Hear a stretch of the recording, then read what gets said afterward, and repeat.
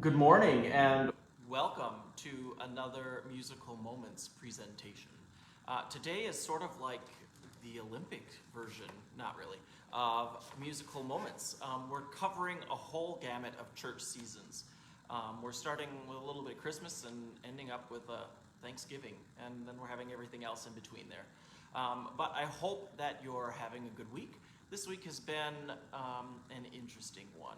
It's just sort of like one of those things where it just compounds, and if one thing went wrong, the next thing did. And it has been a week. So hopefully you're having a good week there. But that doesn't mean that we can't come together and sing some great music and have some time together. We've only got 2 or 3 more times, sadly, together as we do this. And so I thought, as I was doing this is my second take on this, because I had it all planned out, and then I'm like, you know what, I want to do something different. So I did something different at the last moment. Normally this time of year, I would be preparing for Advent and Christmas. By time late July, August rolls around, I'm into the planning of Christmas time. And this year, I'm in Christmas mode. I'm putting boxes together, except they're not being wrapped, unfortunately. I have boxes, you can't see them. They're on the other side of the camera, so I've got boxes already started. And so I thought, you know what?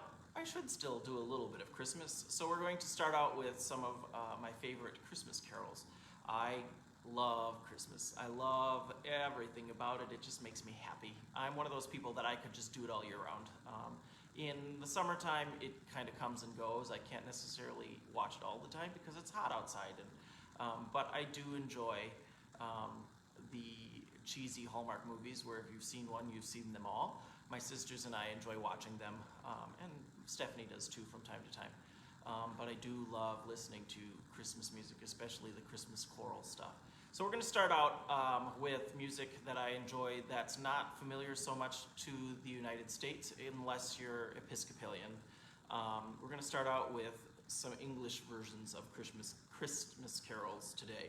The first one is a text we know. It came upon a midnight clear. It was written by Edmund Sears, who was minister at a Unitarian congregation in Wayland, Massachusetts. And it was published first in 1849. So the text is American. And it is probably one of the best known Christmas carols. But I really like it with the tune that the English and the Episcopalian Church uses. It's the tune of Noel. It was published in 1874 by Sir Arthur Sullivan. And so here we have the English version. It came upon a midnight clear.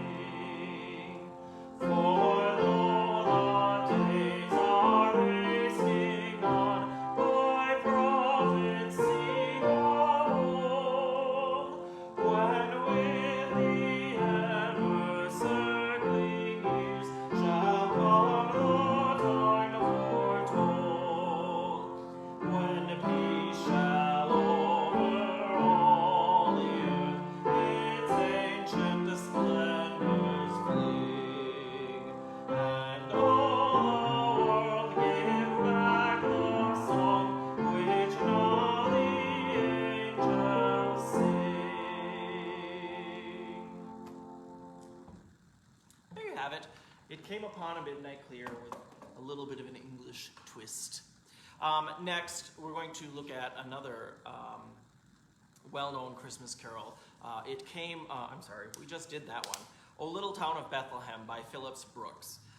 It's probably his best, most well-known Christmas carol. It can be traced all the way back to about 1865 when Phillips took a trip to Bethlehem and attended Christmas Eve services at the Church of the Nativity. And then he completes the hymn in 1868 for that year's Christmas Sunday school program. Here we have music that was adapted by Ralph Vaughan Williams. Ralph Vaughan Williams was an English composer who went about England to translate all of the English folk music, because many of it wasn't notated, much of it wasn't written down. So he went and met with different people, and they sang or played for him these tunes, and he wrote them down. And it is because of the work that Rafe did that we have some of this. And so the English have set this hymn to Forest Green, one of these melodies that Ralph Vaughan Williams wrote down. So here we have O Little Town of Bethlehem.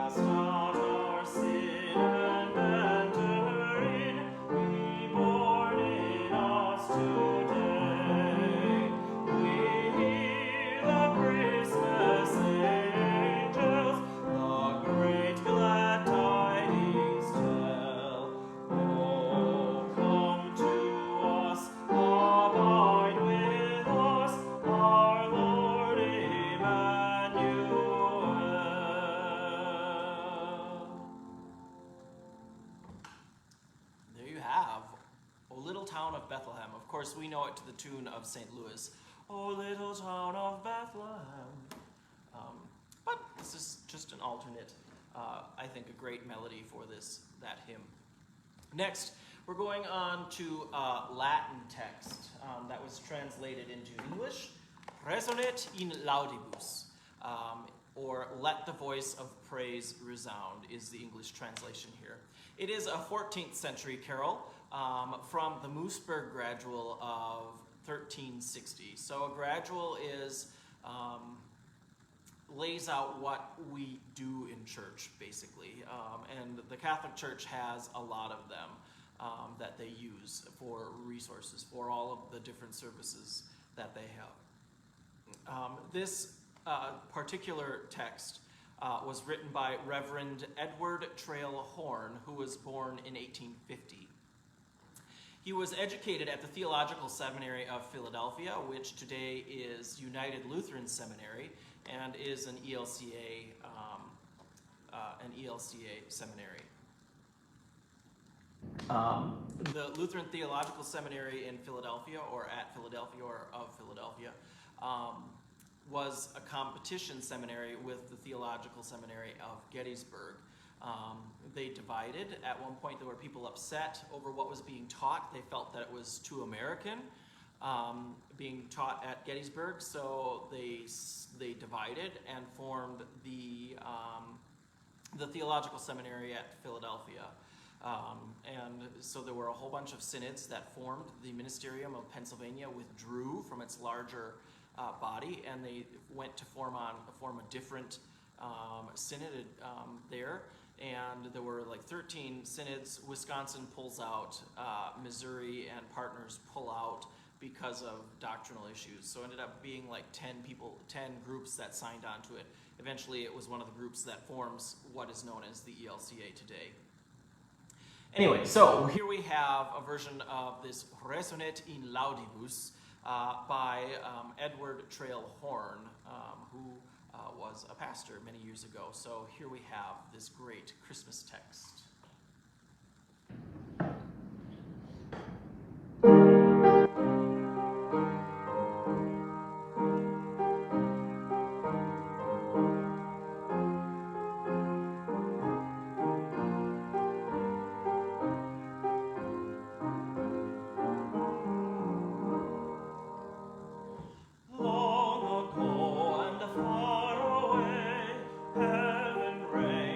Joy today.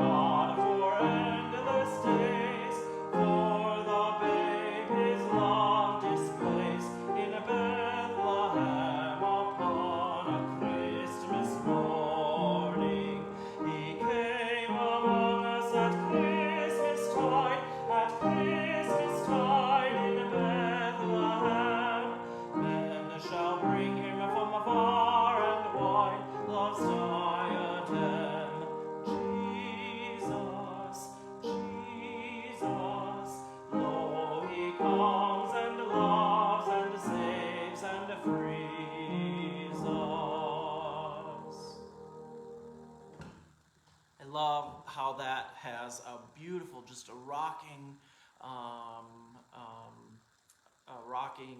lullaby sort of feel to it. And it's sort of like it could just be sung to a child, or even just to tell the story of Christmas. It just has a great sense to it, but yet there's this sense of joy and excitement to it as well. Moving out of the Christmas tide, next is a hymn, Lift Up Your Heads. This is one that I grew up with singing when I was younger, and it's not in one of our current hymnals. This hymn, the hymn that I just did in this hymn now, is from the SBH, the Service Book and Hymnal, from a few years ago. This hymn comes to us from the 30 Years' War, so we've done a number of other hymns as well that have come out of that time period, from 1618 to 1648. This is based on Psalm 24, verse 7. Georg Weisel, who was a Prussian scholar and a pastor, wrote this hymn and about 20 other hymns. This hymn was published posthumously in 1642 after Weisel had died. So here we have, Lift Up Your Heads, Ye Mighty Gates.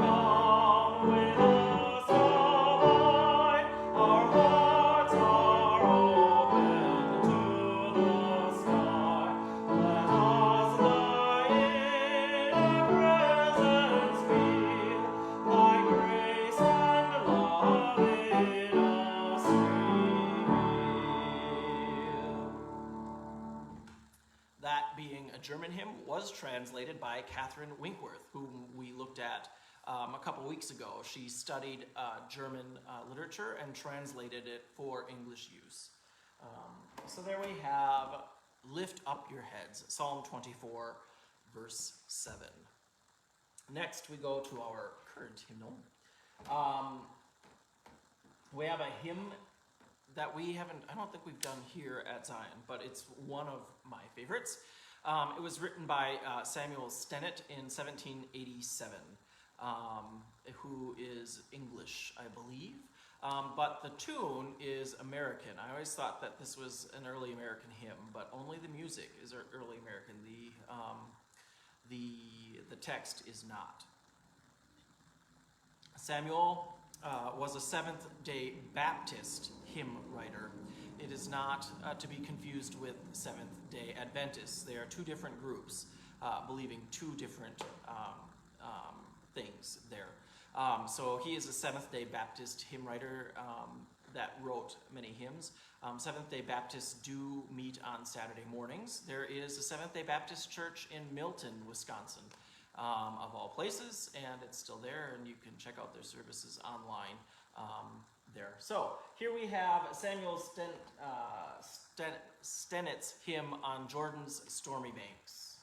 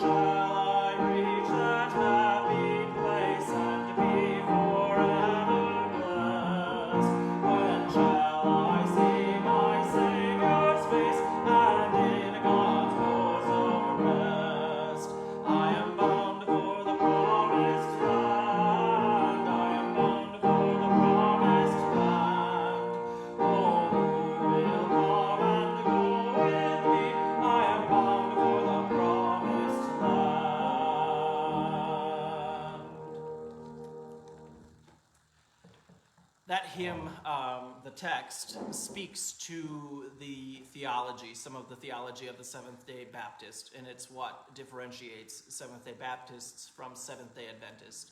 Seventh-day Adventists believe that when you die, you go into a long sleep until Christ comes again and raises you to new life. Seventh-day Baptists believe that when you die, you are welcomed by God and brought into the gates of heaven. So you are bound for the promised land immediately at death. Again, where Seventh-day Adventists believe that you lay and you sleep in slumber until Christ comes again to raise you from the dead. Next is a hymn that I enjoy. I think it's because it's a refreshing look at Psalm 23. My shepherd will supply my need. This is Isaac Watts' take on this popular text. And it's to a North American tune of Resignation. It has just a beautiful breadth of melody and harmony, and Isaac Watts does a really good job at setting this popular psalm with some new language. So here we have My Shepherd Will Supply My Need.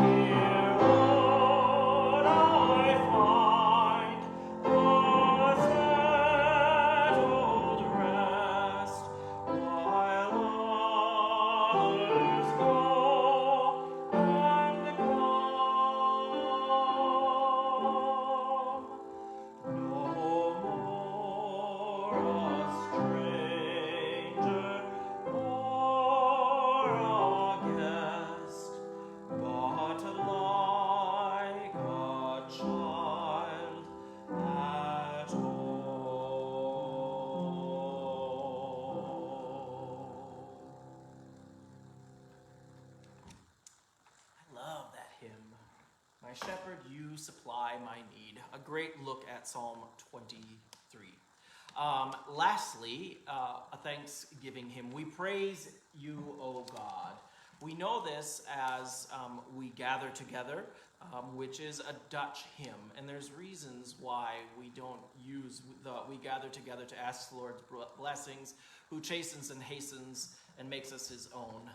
I think that's, I don't know, maybe I missed a verse or part in there. Anyway, in 1902, the organist at Brick Presbyterian Church set about and said, we need a new hymn. This hymn is too militaristic in style, so we need a new hymn for Thanksgiving. So Julia Corey, that's her name, set about and wrote this hymn. Now, the reason it's too militaristic that we gather together is because it is a hymn, a military hymn. It's a Dutch origin, and it was written in 1597 by Adrianus Valerius. And he wrote We Gather Together to commemorate the Dutch victory over Spanish forces in the Battle of Turnhout. And so it's all about asking for the blessing of defeating the Spanish Armada, who at the time was the force to be reckoned with. You didn't reckon with the Spanish forces. And so, rightfully so, they have this hymn that was written. Well, it doesn't work well necessarily to always sing about war when you're talking about Thanksgiving and giving thanks for everything that God has given you. So, in 1902, the organist at Brick Presbyterian asked Julia to write something new. And here we have this great hymn of praise. We praise you, O God, is what we have in our hymnal today.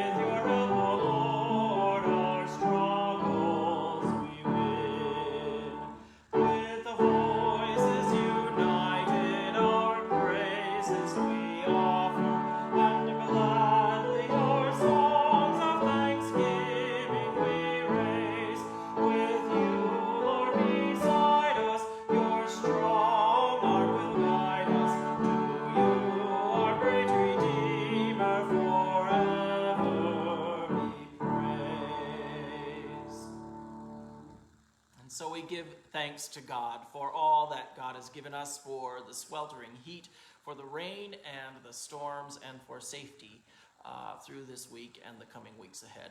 So we've only got a few more times, and I promise some more great hymns and some more chatter together.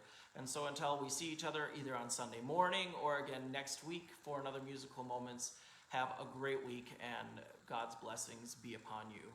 Thanks. Bye-bye.